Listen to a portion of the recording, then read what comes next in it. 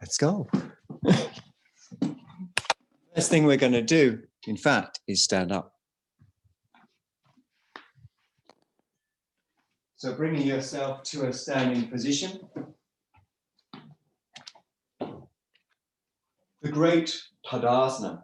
Let's do it like the Jains do it, that is to say the Indian religion of Jainism.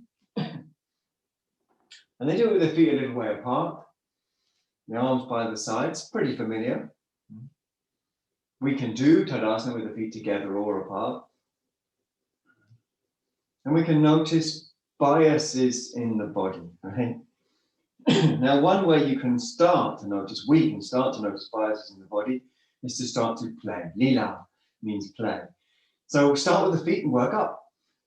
Allow your feet to have a bit of movement. You might lift one foot and then the other, or maybe the weight goes forwards, backwards. But the play has a purpose, and it's to loosen up from expectations. What am I supposed to be? Where am I supposed to be going? What am I supposed to become? How am I supposed to be yogic? Dropping all of that.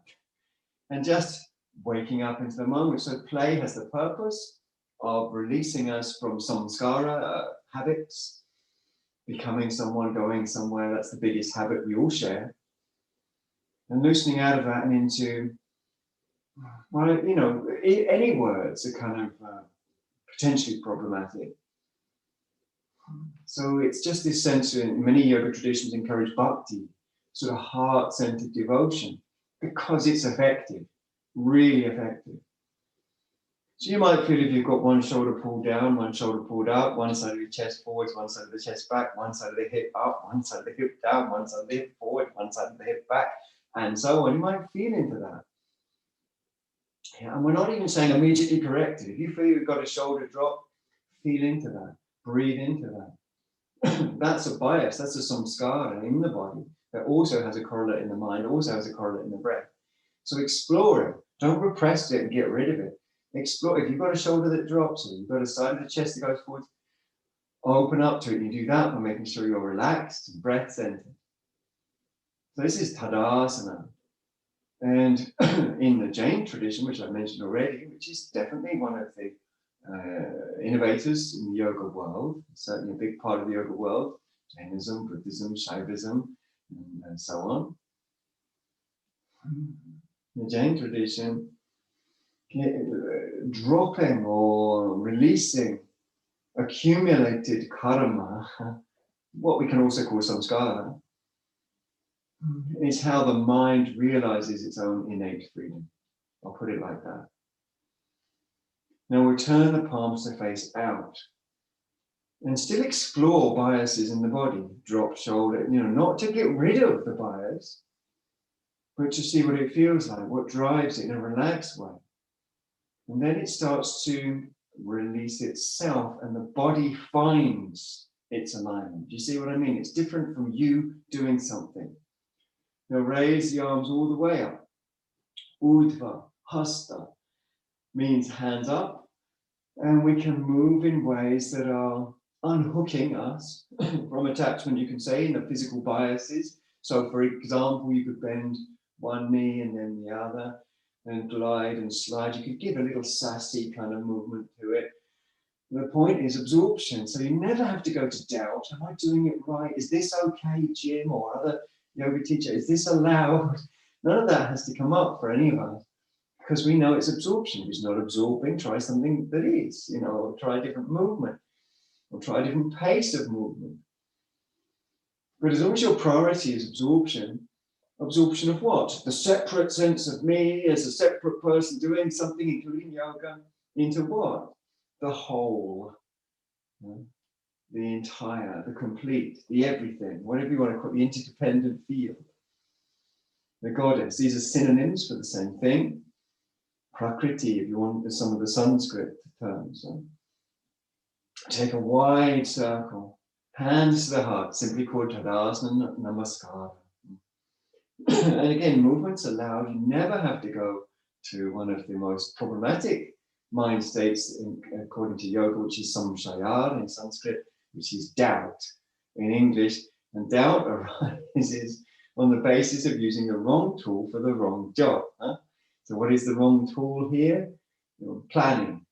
What's the right tool? Presence. Interlace your fingers, stretch your arms diagonally down, raise your arms up. About 3/4 of the way up is where we might meet some samskaras, some habituated patterns that manifest as tension. So we turn those over, we give those back to that which they've never really been separated from, only through a skewed mental construct, confusion of the mind. We give them back to flow, because the interdependent field does just that, doesn't it? It flows. It's always flowing. It's a river that's always flowing. So we give back to flow, the arising and passing. And we might think, well, I like my projected version of reality. Well, the point is, when you have a projected version of reality, we always suffer because it can't fit with how things really are. So there's conflict. If you don't have that, if you give and you practice bhakti, this devoted giving, like joyful giving, you'll become free. You'll become intuitive. You'll become responsive to the way things are. So we've got the fingers interlaced. We might still be bending, extending the knees. We've got the tummy drawn in, and we're using movement. We're using movement to disappear from the person doing something.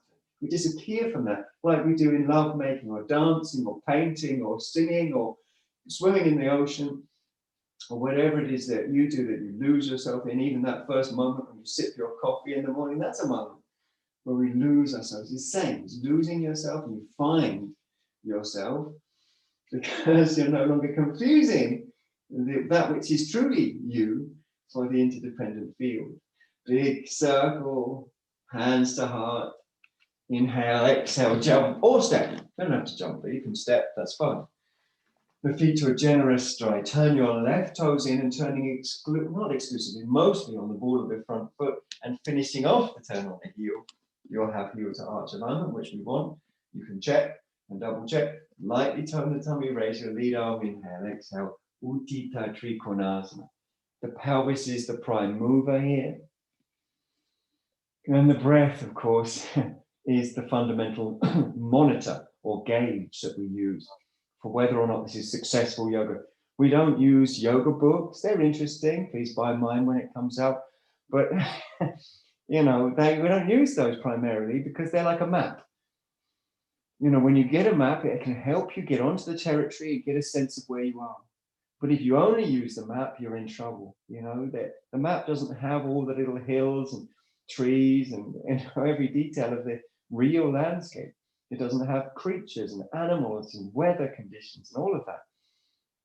So a book or a yoga teacher can get you onto the territory, but then you've got to wake up. So this is the territory here and now. How do you wake up? Well, even that's an oxymoron. Just breathe, give, practice bhakti, which is giving. Even the word practice is an oxymoron here because it implies somebody doing something, but it's much more complete than that. Inhale, come on up, well done. Feet face forwards. Place your hands on your hips and take deep breaths. Check your toes are level with each other, facing the same way, equidistant from the front of the mat. And then, when you're ready, turn in the back toes, turning on the ball of the foot for most of the turn on the front foot. Finish off the turn on the heel. You'll get the right alignment that way.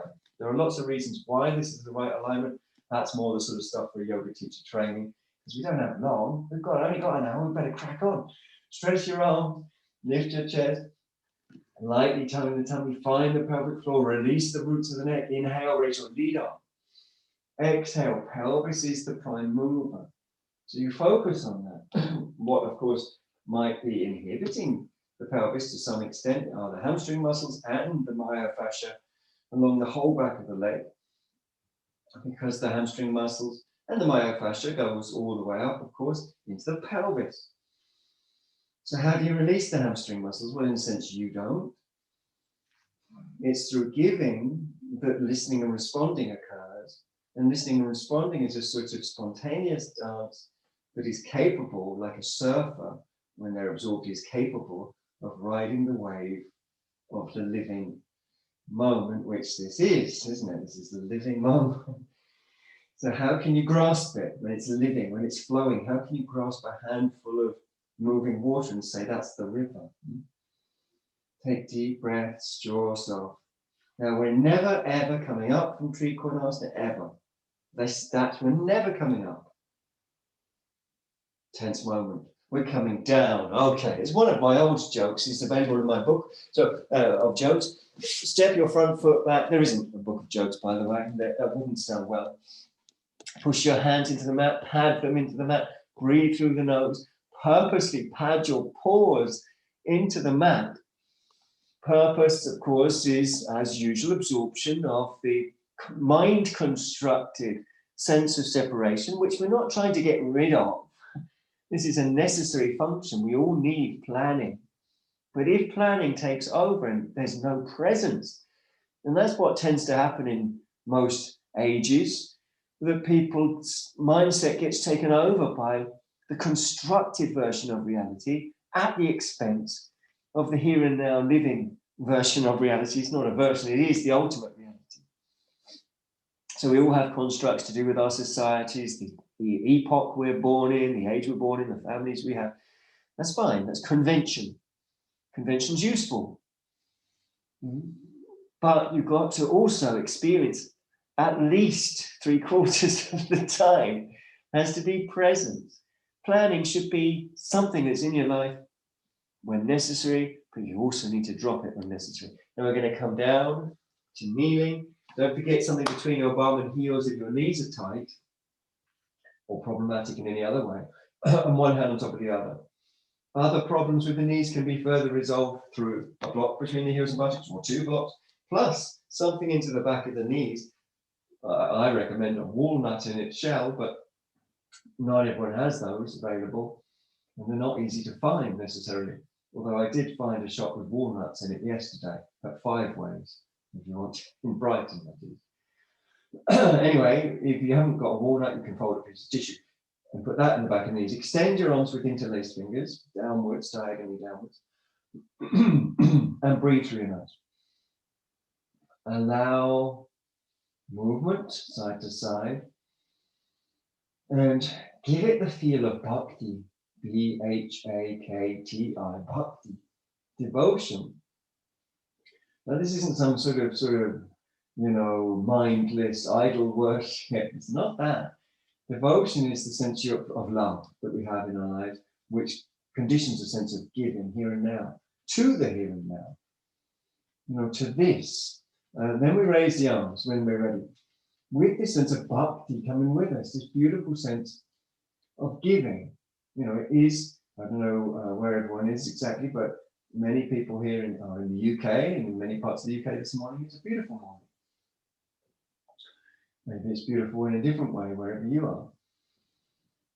Maybe it's not even the morning, but the point is now has a sort of something about it, In yoga, we call this sense of awe and wonder at the way things are, chamatkara. Chamatkara. We keep drawing the tummy in, moving side to side if it's helpful, and using absorption to lift and to find fibers that for whatever reason aren't on board, and coerce them and coax them and encourage them, nurse them, comb them into agreement. So that's a beautiful thing to do. It means you're not leaving anything out. Nothing, there's no sort of part of your psychophysical experience that's ignored or left out or suppressed. It's like, how can that be brought along? Okay, we could do this for a while. We're going to bring our arms to a big circle, hands down to the lap, breathing deep, honest, and expressive. We're going into down face dog. I'm going to try, but you can see I put a cat on my mat. It's a bit in the way. We're going into down face dog with the feet and hands very wide apart. So I'm going to put my hands either side of the cat, who I call Ralph. His name is actually Vince, named after Vince Noir from the Mighty Boosh. But I call him Ralph, as some of you know, because when he meows, he makes a noise that sounds like he's saying Ralph. Ralph. like that. Anyway, feet wide, hands wide, and then play. Play. Play, purpose, signs. That's the trilogy that you can use. If you ever get confused, like, what is yoga? How do I practice it? Can be confusing these days with so many different classes called yoga. Some of them you even have goats in the room, literal goats in the room climbing all over you. Others, they tell you simply to visualize colored chakras in the body. And others, again, you're sweating and jumping. It's like, well, what is the commonality? What can I bring that's common here? Untitled play, purpose, signs. Here, play is movement, right? Investigative movement, left and right, forwards and backwards. Purpose is absorption, disappearing into the living moment, not the abstracted mental version of it. And when you give to the living moment spontaneously, we express our relationship with the living moment in what I call listening, responding. Yeah, so it's a dance, listening, responding. It's actually two words, but one thing. Like dancing is one thing. Okay, well done. Come down, bring your knees close together again. And similarly, you might want to use the support on one hand on top of the other. Deep, honest, expressive breaths through the nose. Jaw soft, eyes soft. Perhaps there's movement on the shins. I usually find that useful because it is massaging, isn't it, the buttocks? So taking breaths that way. Jaw soft, eyes soft, throat soft, brain soft, tongue soft. Everything and anything that can be soft is soft. Now we're going to stretch our legs out for a pose that I consider to be one of the most powerful poses in modern posture yoga. That's Tadasana. We're going to draw the buttock flesh out and back. Most people will find it better in terms of energetic movement if they sit on a block. Most people, nearly everyone. And of course, blocks and props of various kinds have been used in yoga for hundreds, if not thousands of years, for sure. Don't feel like, oh, I'm doing better at yoga if I don't use blocks. You might be doing worse. You might be letting your ego lead you instead of the actual listening to the energy flow, which is what makes you a yogi. If you're listening to energy flow, you're serving energy flow, then you're serving the goddess. If you're listening to thoughts about myself and my own progress, you're ignoring the goddess. Anyway, how else can you discover whether you are best off on a block or on the floor? After drawing the buttock flesh out and back, bring your fingers, let's all do it, to the front hip points, the anterior superior iliac spine, bony points at the front of the pelvis. They should be directly above the sitting bones or a little forwards of them. If they're a little back behind them, the back will be a little tighter, a little bit less fluid feeling. Then sitting on a block makes a world of difference. If you are now getting a block, which I hope some of you are, then draw the buttock flesh out and back. When you're on a block or on the floor, and as I say, most people better off on a block, give the floor a sort of pretend rub just above it.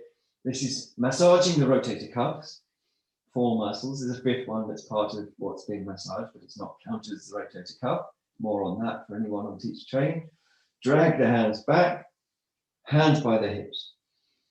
Chest up, breathing through the nose. Head in line with the spine. Playfully, moving backwards and forwards, and left and right. What?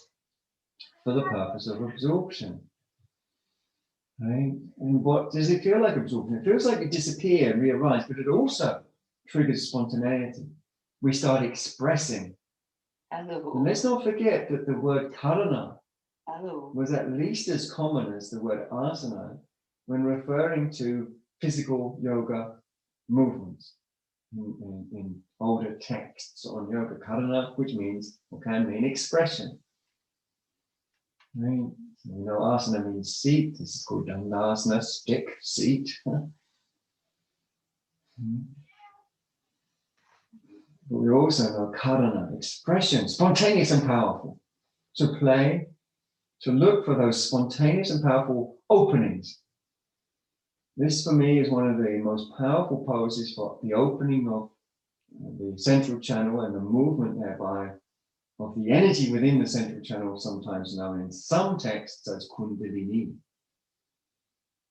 Okay. So you have to be brave, I think, to open up, to give to the goddess like that, but it's really worth doing. Okay, I could keep this going a lot longer. I'm just cusping on the feelings of Kundalini, but I know it's tough for some, so we'll gently come out of the pose and ease out of the pose.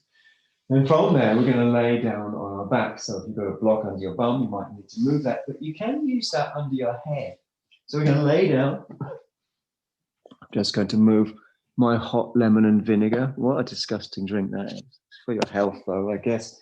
Now, hands behind your head, fingers interlaced, right? So you're laying on your back like that. So you can, I did say put a block there, but actually with the hands under the head, the block's going to be too much height. So just have the hands under the head, lose the block. Take a few breaths. Fingers are interlaced. Breathing is nasal. Lower back is settling. Lower back is settling. Breathing free, spontaneous, natural. Now, let your lower back settle towards the floor and let your feet float. So that means the feet lift, but they're sort of hanging, completely limp at the ankle.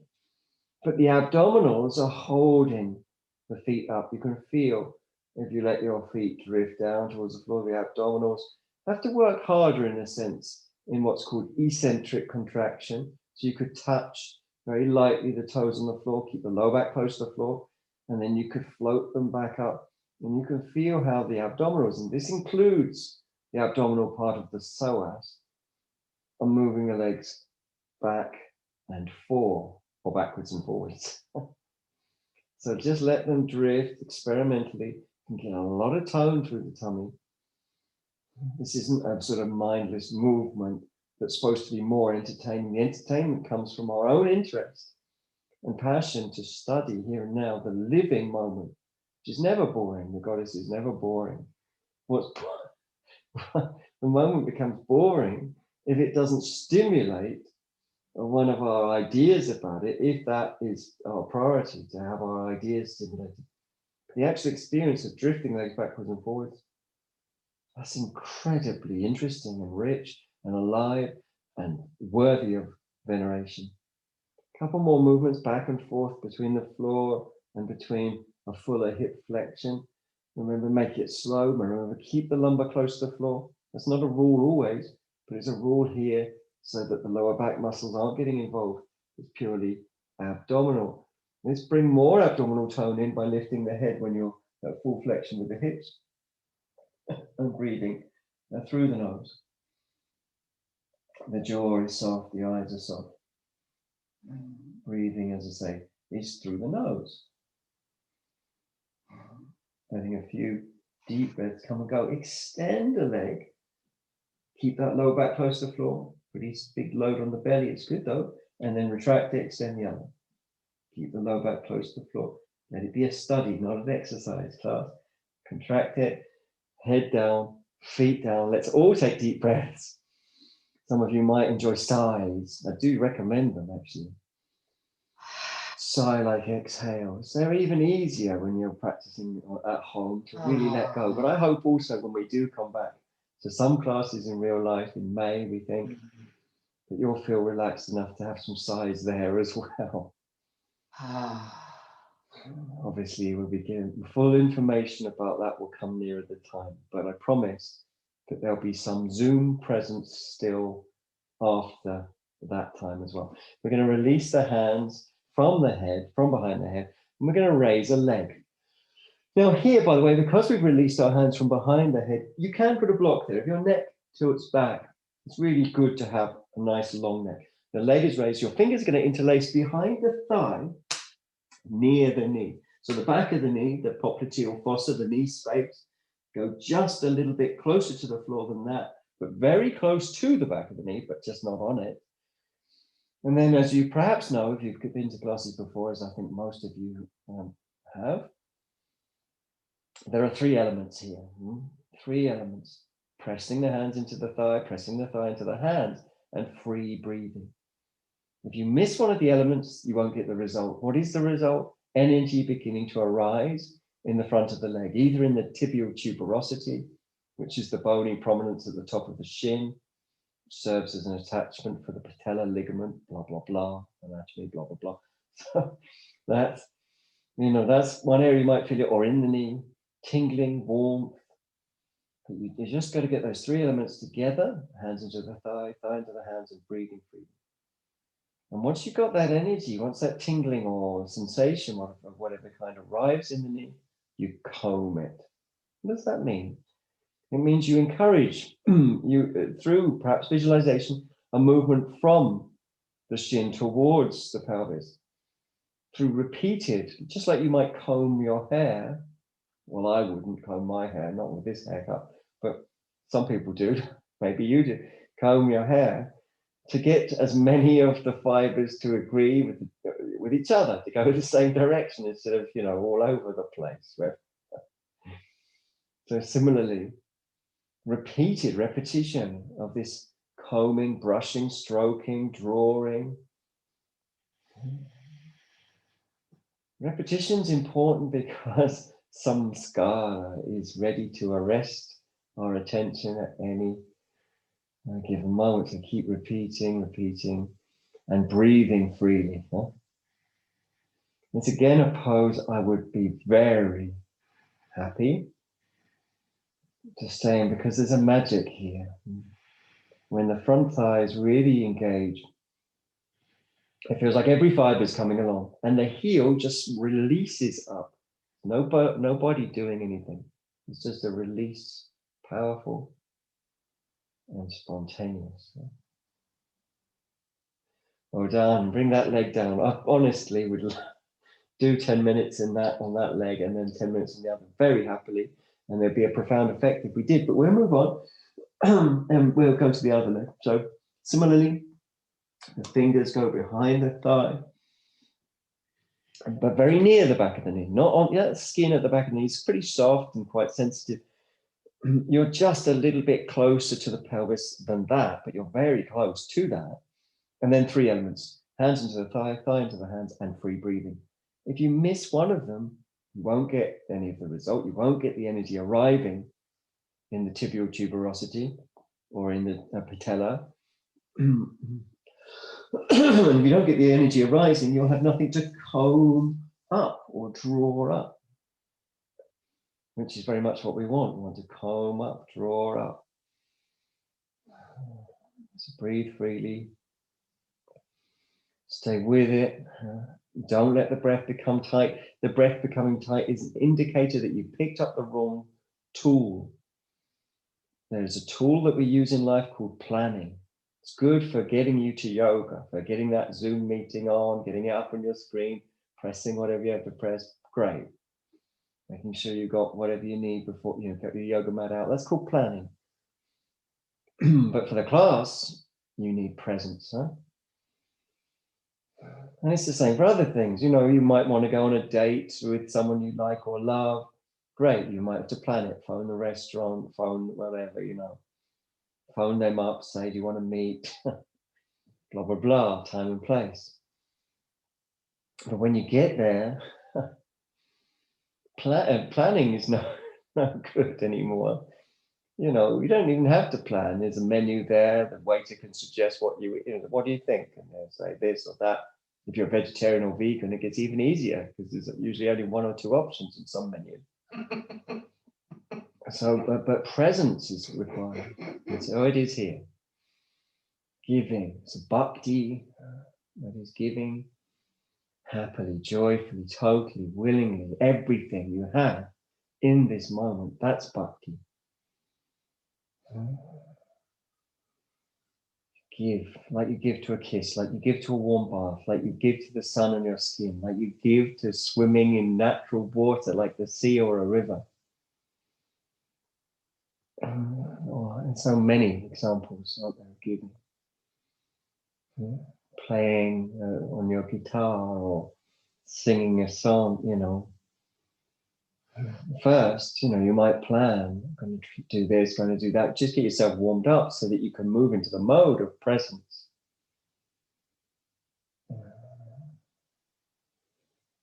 Okay, again, I'm loathed to say come out of that, but we will come out of that.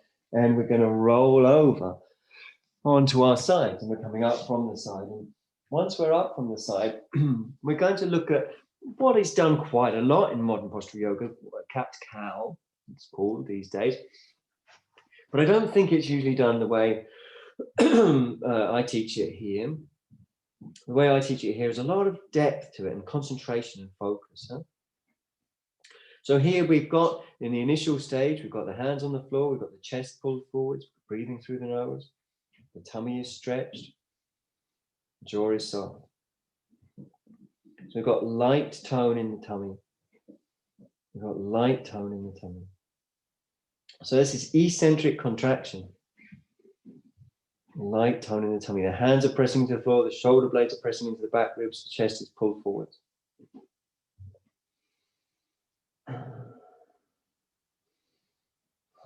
Now we're going to reverse that tone. We're going to, I've gesticulated this before by showing you my fingers and showing them coming into a deeper weave together. Weaving the abdominal fibers from above and below in towards each other, pulling, in other words, the pelvis and the chest towards each other, means the back starts to round. The back starts to round.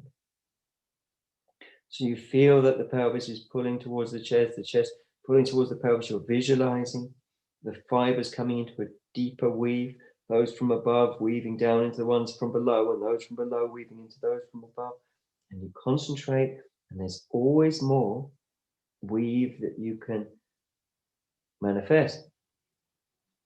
Don't think, oh, I've done it. That's if you go into subtler levels of deeper weave, it's more challenging, because at these deeper levels we meet deeper samskaras that are, in a sense, more resistant. That's why they're hiding out just below the surface. The surface samskaras are easy to release.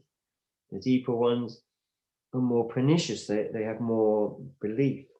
So keep drawing those fibers. Now we're going back to the eccentric contraction. That is to say, stretching with tone.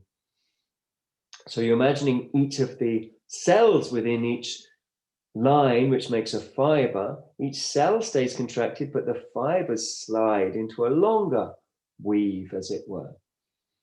Again, it takes concentration. Again, it takes breath. Deep concentration, deep focus, breath, stretching those abdominal fibers. But with tone, you'll feel your hands are pressing more, your shoulders blades are deepening more. Okay, just one more time on each. I think hopefully it's becoming quite interesting to you. So, and remember, instead of pushing your back up, which is tempting, don't do that. Instead, visualize and feel this weaving in from the fibers above to the fibers below, so they slide in deeper into each other, a deeper weave, as it were. But not only are the fibers sliding in, but also the muscle cells individually are contracting. So it's a complete concentric contraction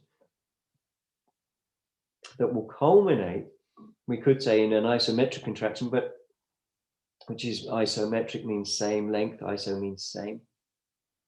But actually, as I said before, there isn't an end apart from one you decide arbitrarily when you meet a samskara you don't want to let go of. So the samskara addresses itself as boredom, irritation, distraction, and so on. Yeah, restlessness and all the rest.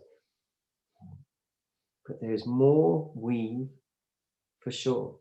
You can definitely weave deeper.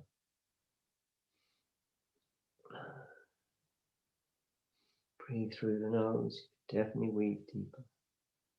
Last time through the eccentric, the cells keep their tone, but the fibers slide into a longer weave. Huh? Very important, very interesting work for a yogini like you, or a yogin like you, who is interested, passionately interested in the subtle, the sukshma sharira, subtle body. Sukshma sharira. Okay, well done. Let the whole thing ease off. Again, it's something I could happily keep going. We're going to stretch the legs out in front of us. I'm going to have a sip of this disgusting drink. I'm glad you're far from the screen because you can't see my face. that well. Oof, as it winces, we're going to come into Ardha Navasana. Ardha Navasana is half boat. The hands are behind the head. Now, usually as you come back, there's a moment where the fibers from the upper body just give a little tug on the legs. It's quite subtle, but at that moment you raise the legs up. So the body's going back quite far, 60 degrees. When you get to about 40 to 50, there's that tug on the legs. Let the legs raise up to the level of the eyes. This is, as I say, Ardha Navasana. You might tremble. Don't try and flatten the back. It's important that you let the back round. It's too strong for the back muscles at this angle for them to try and straighten you. There's a chance of pulling the back muscles if you were to try to do that. So don't allow there to be movement. Don't try and keep it rigid. The legs can have spontaneous, natural movement to help the fibers share the load. That is, it helps the abdominal fibers share the load. Now, bend your knees, hug your legs, lift as high as you can, the lower back. Breathe through your nose and allow a little movement, perhaps side to side on the sitting bone. So come on, lift up. Give the height. Hug the legs. Breathe through. And really get some looseness. Of course, movement hydrates the fascia. And that conditions what we've called in the past glide, which is what we feel like on a good day, you know, when we don't feel old. You know, a lot of days, many of us feel like, oh, a bit old and creaky, you know, but, well, not if you're young, I guess, you don't feel that, but even young people feel old and creaky sometimes, right? But the body gets good days, and that's where there's enough fluid in the fascia, in the myofascia generally, for there to be this glide. You could call it flow. It's a parallel to the general sense of flow that we also experience mentally and respiratory, that in yoga we describe with the word bhakti, flow. Okay, we're going to release. We're going to bring ourselves to our forearms, and our hands are like in sort of little fists. And we stretch the legs back and suspend the body at a diagonal position, from shoulder blades sloping down to the buttocks, from buttocks sloping down to the ankles. And then there's movement. That's the lila, that's the play. And the purpose of the movement is absorption, not in some abstraction. Even the interdependent field isn't, you know, we could contrive it as an abstraction, but it's not. The interdependent field is beyond any labels in reality. It is what it is, you know. That's why you get into sort of Zen traditions, things like just chop wood and carry water. You know? It's just like this. Zen poetry is just very simple.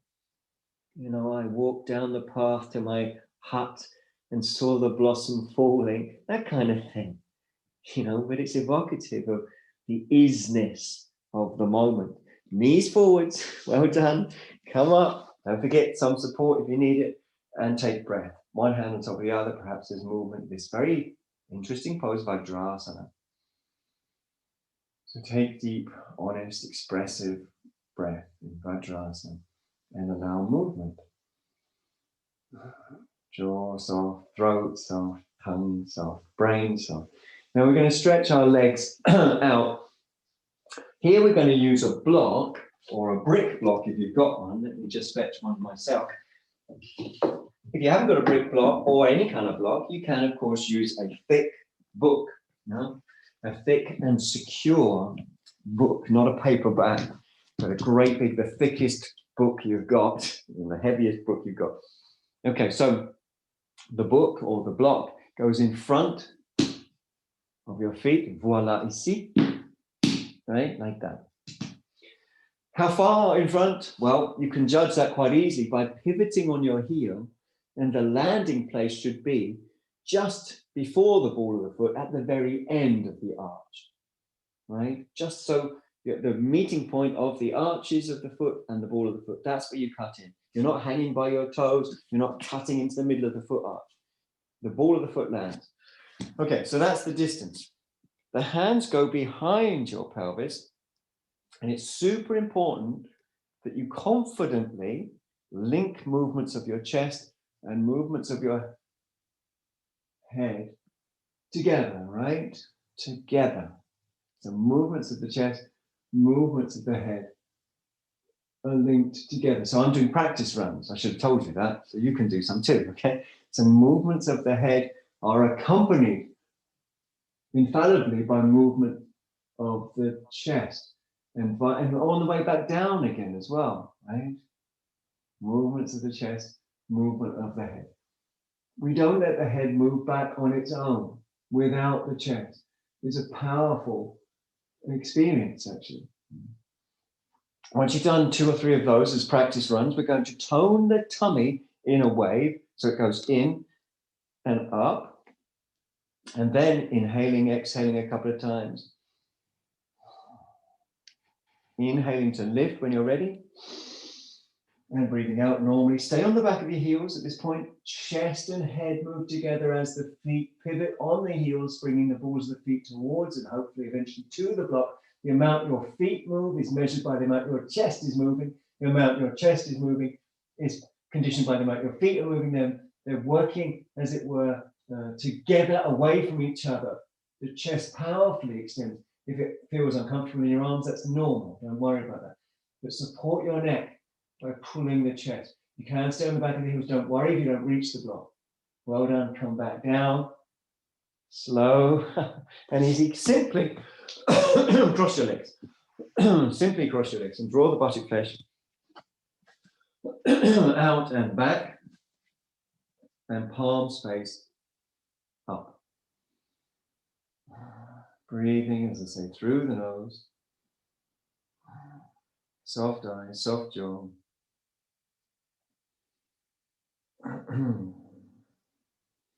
Sukhasana, a wonderful pose to practice at any time, but particularly good after the pose we just did, because the way it releases the gluteal muscles by affecting an energetic pull out from the sacrum.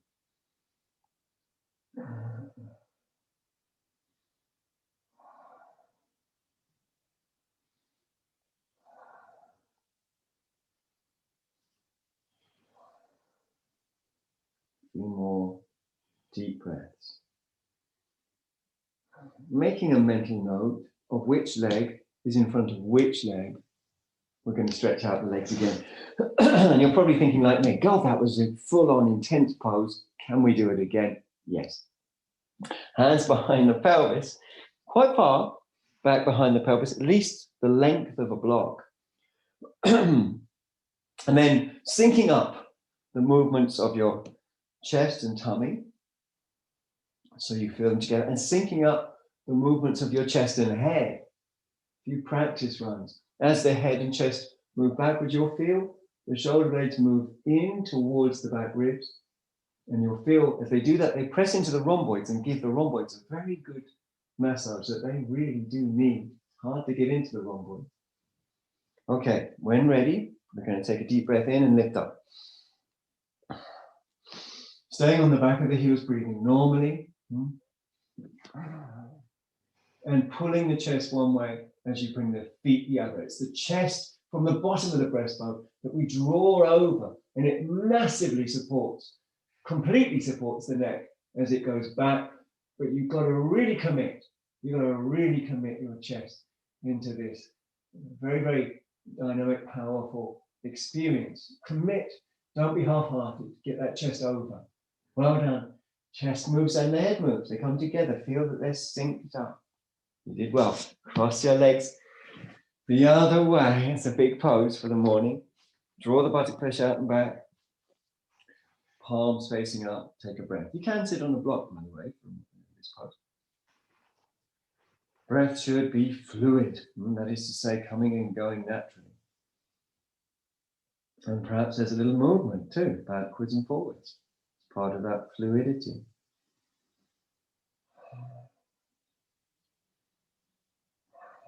Part of that melting.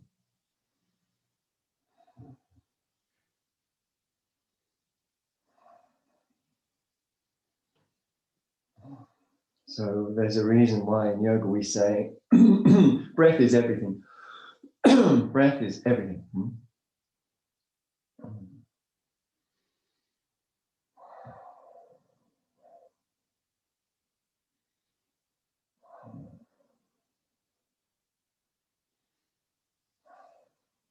Now, many of you have started or even slipped right into at least the beginning of yoga absorption already. And so there's this sense of devotion, giving to the God, like happy to give, you know. It's a love-based experience, of course. When you love anything, you know, a person or even something mundane like an LP, a long-playing record, right? You want to give to it. With a record, you want to give time. You want to give praise. You keep telling people, have you heard this new LP? It's so great, you know. And you want to give time. You want to keep listening to it whenever you can. That's just on the level of something mundane like that. So it always leads to giving. Okay, stretch and close your fingers. And then we're going to extend out the legs and give ourselves an energy bath. The first one of the morning. So rub the buttocks, rub the thighs, rub the feet, chest, everything. In an energy bath, you should be as thorough as you can. Try not to miss any parts of the body. Very, very important part of traditional yoga is, or are, energy baths. Huh? Once you've given yourself a darn good energy bath, we're going to come on to laying on our bellies. Huh?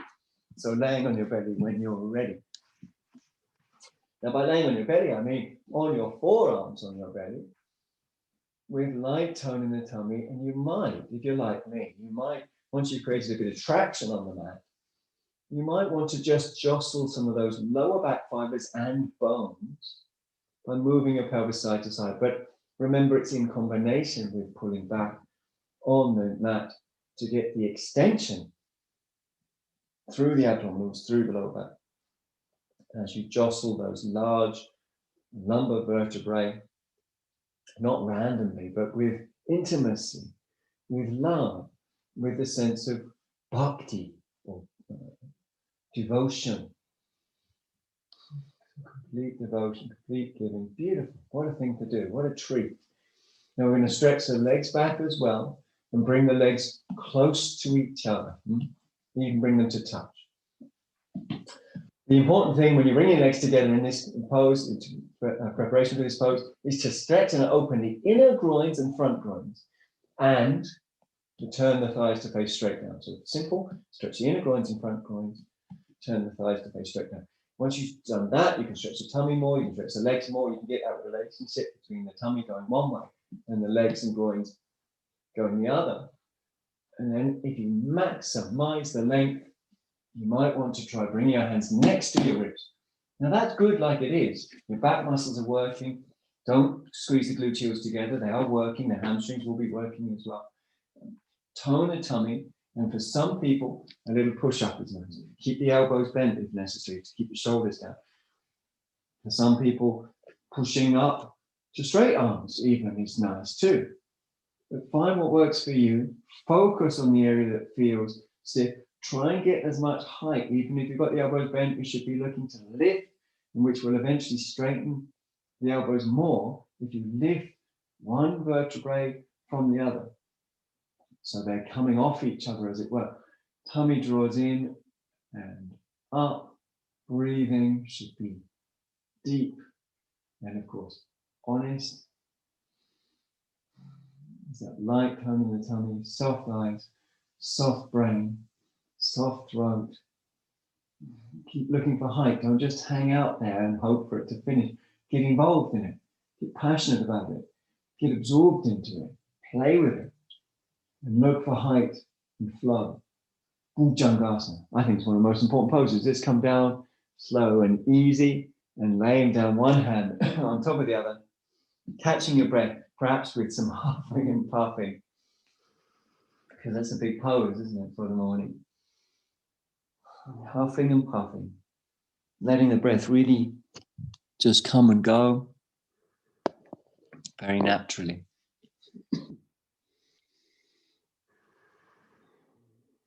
Now, while you're huffing and puffing, tuck under your toes, can do it one leg at a time, and stretch the heel back of that leg. And the leg, of course, will lift up and stretch backwards. Do that a few times on each leg.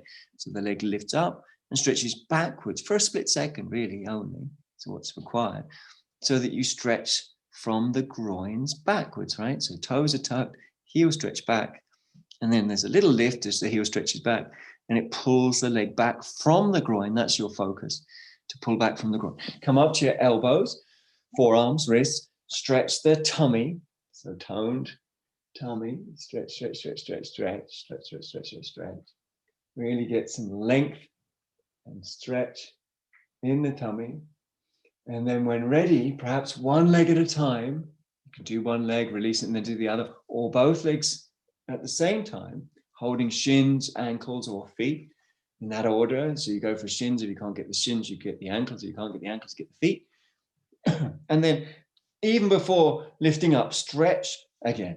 See if you can lift just enough to get a bit of length forwards in your tummy, or a bit of length back in the groins. Length is everything in these poses. There's the option to lift up, but you don't have to. It's, of course, Dhanurasana. I think it's just fantastic, but it is a meditation. It's love again. That's what changes yoga from a sort of chore that you have to do to stop yourself getting too old to something you love, something you just love. It's like love, right? When it's love, then you want to come back to the mat. Okay, well done. Come down, one hand on top of the other, rest your head. Let's hear. I can't actually hear, but let's imagine we can hear some huffing and puffing. Really letting it, and some sighs even. It's like, oh, we all need to let go. And so there's a sigh in all of us. Letting go of this eternal sense, it feels like eternal sense of being someone, going somewhere. Got to be someone's mum, dad, brother, sister, cousin, auntie, uncle, friend, lover, employer, employee, citizen, member of a social group or political, goes on. All the responsibilities and all the people you're supposed to be. And a lot of those people don't even agree. The way some family members see you is different to how some friends see you. No. Now we're going to roll over. Hope you can. I'm not there to help, but it would help if I could. Roll over onto your side. Bend the leg that you're laying on. This old classic that we know and love. Bend the leg you're laying on. We know this as Shayana Marichasana. It's a name given to it by Vajrasati Yoga. Vajrasatiyoga.co.uk. It's an advert. Lift up your top leg.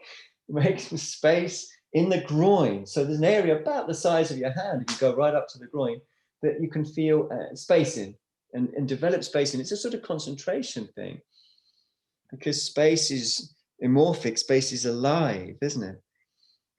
So concentrate on space and bring space down with you when you bring your foot down. So that might mean, as we know from other classes, perhaps reiteration. You might have to lift and regain the space, because we sometimes lose it. When you have landed with space, which is a beautiful way of being aware of the living moment, suck in that tummy, push those hands, lift and turn, elbows, forearms and wrists. The elbows should be a little in advance of the shoulders, a little forwards of the shoulders. And then play backwards, forwards, left and right, to nudge and work and comb and encourage these various fibers around. So sometimes I find going backwards and forwards helps me to loosen, other times side to side, sometimes both. We want to turn a little more if we can. Okay, good job. Top leg on top of the bottom leg, come up from the side. Well done. And obviously, we're going to do the other side. I'm bringing my microphone with me. Okay, and then you bend the leg that you're laying on. Look for the space in the groin again. So about the size of your hand. So if your thumb were to run along that line, that on the one side there's the pelvis and the other side there's your thigh, that space covered by your hand roughly is the space that we want to focus on opening. So having your hand there sometimes helps. But you get the space by lifting and or taking the leg back, or combination thereof, And you do what you can to bring that spaciousness back down to the floor. There is a very clear sense of discipline, tapas, in this process. Breathing through the nose. Suck that tummy in when you're ready. Lift and turn down to your elbows, forearms, wrists. Breathe freely through the nose with the jaw soft. Lila Attalakshana, play purpose signs.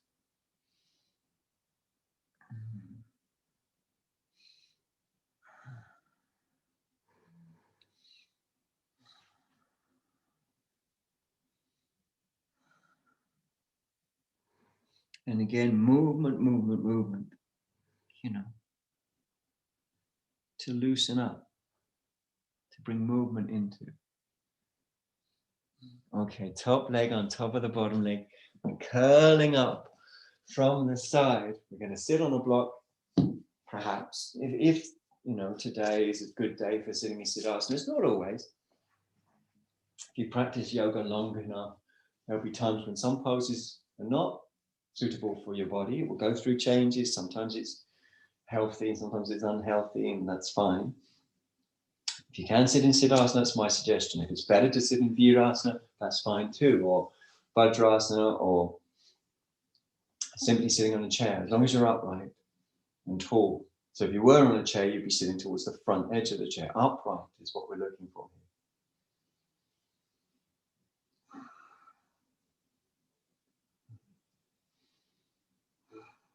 here. May all beings be happy and well and free of mind-created suffering. May all beings be at union with the way things are. May all beings have a sense of joyful giving in each moment. If you agree with any of that, chant for the length of one extended exhalation, the Sanskrit word for agreement, which correlates roughly to the Christian phrase Amen. So it's kind of so be it, it's an affirmation. So bring your hands together to the heart. May all beings be happy and well and free of mind-created suffering. Take a deep breath in for Om. At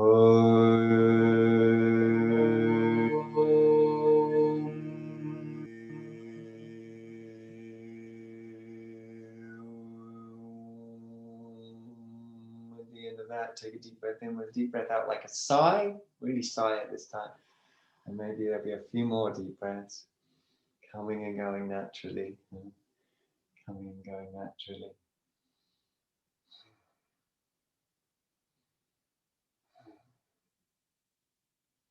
And of course, it's lovely to sit like this.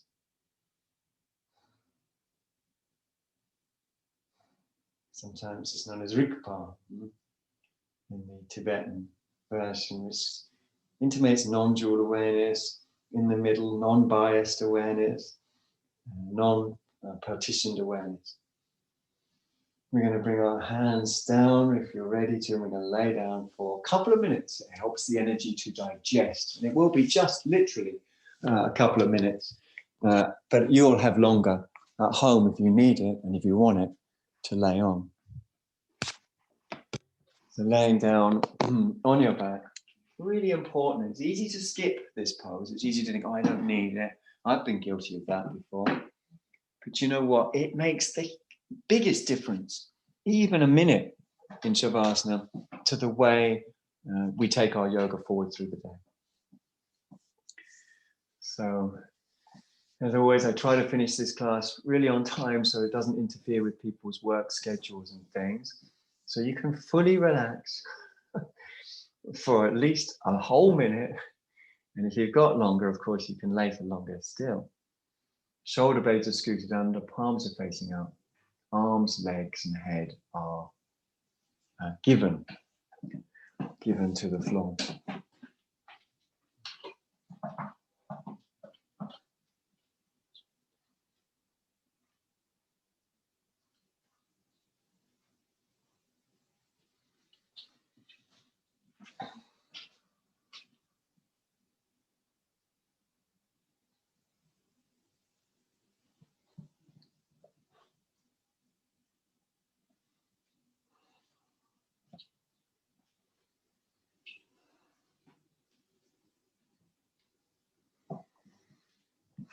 So think of this as your bhakti.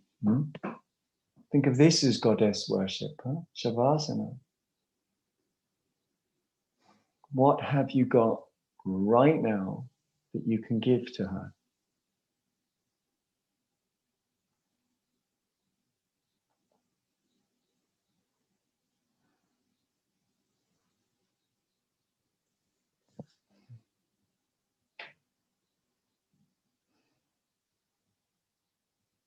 Most obviously, we have weight, can give weight.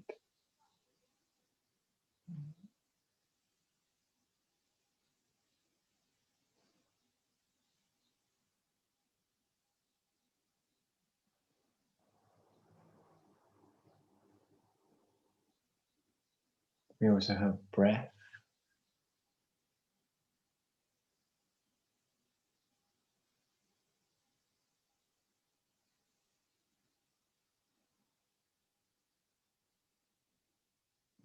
We also have mental processes.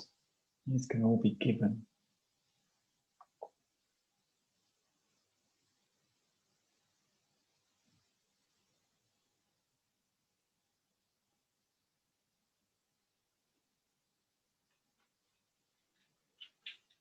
Now you can lay on. If you have a couple more minutes, then feel free to lay on. So these instructions you can take later when you're ready or now, just to wiggle the toes or ankles, fingers, wrists. And when you feel ready to bend the legs, place the feet onto the floor, scoot the buttocks under. Give yourself a moment to take a breath if you've got your legs bent. And then roll over to your left when you're ready. Lay as comfortably as you can on your left side. Knees drawn up, tummy soft. Nice moment just to focus on the softness. And when you're ready, roll to the other side.